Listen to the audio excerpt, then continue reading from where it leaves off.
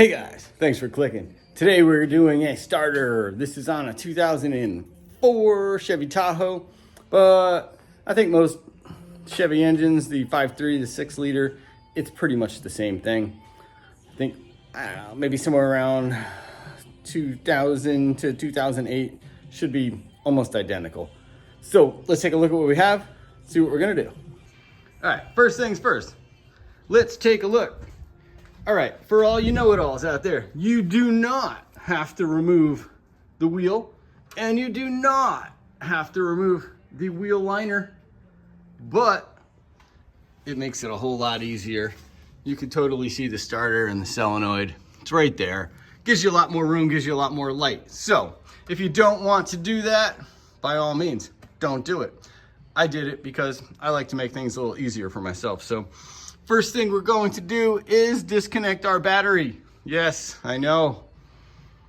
Go under there, disconnect your battery. I like to do the negative, but you do whichever one you want. And then we are going to disconnect the two wires on the solenoid, and we'll go from there. Battery, negative, disconnected. Okay, so to remove the first wire, this is what I'm using. It's an 8mm deep socket, 1/4 inch drive air ratchet. It's gonna make a little noise here. And there you go. That takes off the first nut. There should be a lock washer on that nut. There it is, 8mm. Let's see if we can get that wire to come off with that lock nut. Not a lock washer on it, but they're supposed to be. Anyway, there it is. First connection. Now we're gonna get the next wire. All right, and here's the next wire. It's a 13mm. Same thing, 1/4 inch drive air ratchet. Gonna make some noise. Comes right out, nice and easy. There it goes. Again, I'm assuming this starter has been replaced because there are no lock washers on here, but this wire comes right off the starter pretty easily. So we're just gonna, sorry about the camera work, guys. This is a one-man show here. Anyway, those two are disconnected. Now we're gonna go underneath and remove the bolts that way. Okay guys, now we're underneath. Question is, why are we changing this starter? This is what I call preventative maintenance. This is a landscape truck. We use this thing a lot. We started a million times. We've had this vehicle for, I don't know, 5-6 years. Never changed the starter. I don't know if this is an aftermarket one in here or not, so that's why we're changing it. Anyway, we have two bolts underneath, this one and that one, and then there's a little inspection shield cover right here. So we're gonna remove those three, and then the starter should come right down. I believe there's a little oil level inspection plug here. We're probably going to remove that plug just to get it out of the way so we don't rip the wires when the starter comes down. All right, so first thing we're going to do is remove this little plug here for the oil. I think it's an oil level sensor. I don't know, doesn't really matter. Anyway, there's a little clip here. We're going to do that. We're going to pull it out. I need 2 hands to do it, so I'll show you after. All right, and there you go. Nice and easy. Get the plug out of there. Like I said, that gets the wires out. Sorry about the light, guys. Gets the wires out of your way, so now we can pop these, see this V wire here? One goes this way, one goes that way. Good mental note, because when you put the starter back in, if you have the wires pinched in the wrong direction, it's gonna cause you a hard time. So let's get these bolts out. So this is what I'm using. 3/8 drive air ratchet. It's a 13mm. I'm using a 13mm short socket on there, and these two bolts will come down and the starter should come right out.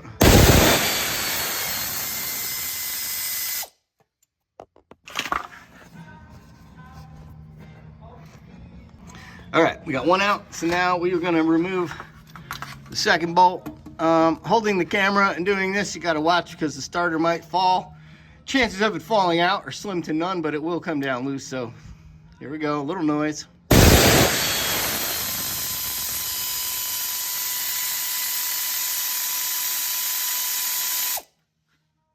should be a long bolt. And there she goes. Both bolts are out right there. And now we're gonna finagle this out. We should be able to push it back that way. Like I said, you have this shield here. We can probably finagle that shield and get it out. Sorry, I can't hold the camera and do that at the same time. I'm just not that talented, guys. Just for reference, that's the little inspection cover shield, so that comes off easily. I'm not even sure if you have to remove it, but it gave us a little room, so just make sure you put it back in before you try to install the starter. Okay, so here's our starters. Make sure, obviously, that you got a correct starter. Check everything out. Looks the same to me. So the new one, it does make a little noise, but in comparison, this one is loose and jiggly. I don't know how many starts. This thing's been around for a long time. And like I said, being a landscape truck, we shut it off and turn it on a million times a day. Well, maybe 20 or 30, not a million. Anyway, check them out. Make sure we're good to go before you reinstall. Okay, now it's your truck. You do whatever you want with it, but I just take a rag and clean up everything in the area if there's any debris. Get it out of there. Make sure the threads for your bolts are clean, because the easier it is to thread them back in by hand, the easier your job will be. So now, again, I can't hold the starter while I do this. I apologize, but you pretty much just go straight up towards the motor mount like that, and then back in. And again, don't forget the little, where is it? Don't forget this little shield thing. You got to get it in there before. Sorry about the camera work, guys. You got to get that up in there first. I don't know if you can slide it in. Anyway, we're going to figure that out. All right, here we go. Okay, so the starter is in. Like I said, make sure your threads and everything are clean, because then you can hand thread them all in. I've seen people just hang the starter down and do the wires from there. I chose to remove that wheel liner and put the wires back in that way. That's how I'm doing it. You do whatever works best for you. But this was really not hard to get that starter in and out of this area. Let's go ahead and tighten up these bolts, and we'll put our plug back in here for the oil, and then we'll go up on the other side and we will install the solenoid wires. Okay, so everything's tightened up. Like I said, both starter bolts, oh man, I'm sorry about this camera work, guys. The 10mm bolt for the little shield, that's all, and we put our plug back in. So everything on the bottom side of this job is done, tightened, and ready to go. Let's go up top and get the solenoid wires connected. All right, so now we're on this side. We are going to hook the two solenoid wires back up. And like I said, those come with new bolts and new lock washers. It's an 8mm and a 13mm. For me, I could get my hand in here this way very easily to reconnect these wires. I don't know if you can see that, but it's a little finagling, but it's really not hard to get your hand in here like this. So for me, this worked out best. For you, might be different. Let's go get the nuts and snug them up. And it's really hard for me to show you this, but very small wire brush. We're gonna go in there and we are gonna clean the contacts off. They're fairly clean on this one, so it's not too bad, but make sure you have good connectors. And I probably will use a little dielectric grease on between the connector. You can if you want to, you don't have to, that's your choice, but I will. Okay, now I'm gonna put this back on. I got the bolt on the starter wire. I have my little ratchet.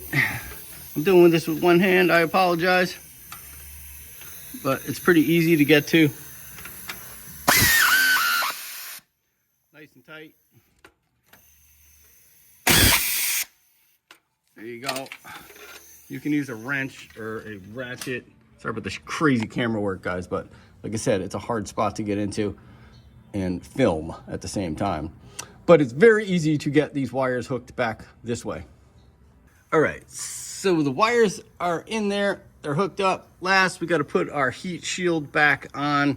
This just goes over the solenoid to protect it from heat from the exhaust there. So we're gonna go ahead and clip this back on, and then we should be done with the bottom part of this install.